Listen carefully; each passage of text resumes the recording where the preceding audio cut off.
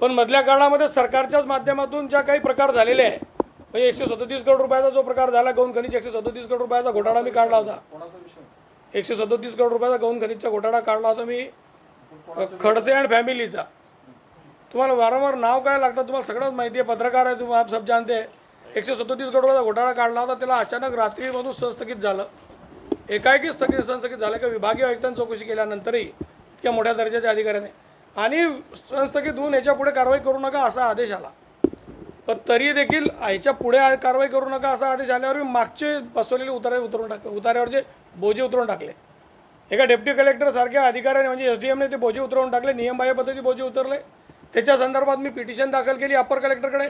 आजपर्यंत त्या पिटिशनचं हिअरिंग आलेलं नाही, किमान 1.5 महिना झाला असेल पिटिशन दाखल करून। मग हे प्रशासकीय मंडळी जे महसूल डिपार्टमेंट आहे हे कोणाच्या दबावात काम करत आहे?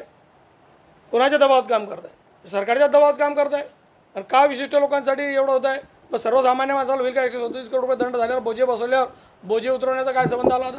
आणि जेव्हा की हायकोर्टामध्ये याचीवाली सुनावणी चालू असताना अशा पद्धतीमध्ये काही अधिकाऱ्यांनी इतकं मोठं धाडस केलेलं आहे, त्या अधिकाऱ्यांना हायकोर्टाच्या तो निदर्शनं आणून देऊन त्यांना त्या पद्धतीमध्ये निश्चित दंड किंवा काय असेल कारवाई त्यांच्यावर होईल।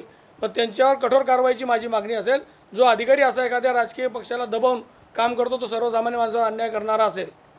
सरकार म्हणून अनेक योजना सरकारने चांगल्या आणल्या, सर्वसामान्य माणसासाठी खूप चांगलं काम केलं, पण काही लोकांच्या फक्त फायद्यासाठी सरकार स्वतःची बदनामी करून घेत असेल तर माझं काही म्हणणं नाही, मी सरकारमध्ये आहे। पण काही लोकांच्या फायद्यासाठी सरकार बियॉन्ड लिमिट जाऊन नाशिक आयुक्ताची चौकशी परत संभाजीनगर आयुक्ताकडे देतं आणि तिथे परत हेअरिंग चालू होतं आणि या सगळ्या गोष्टी लोटण्याचा प्रयत्न केला जातो। 137 करोड रुपयाचा सरकारचं एवढं मोठं नुकसान करण्याचा प्रयत्न सरकारच्या माध्यमातून होतो आहे, हा बेकायदेशीर आहे।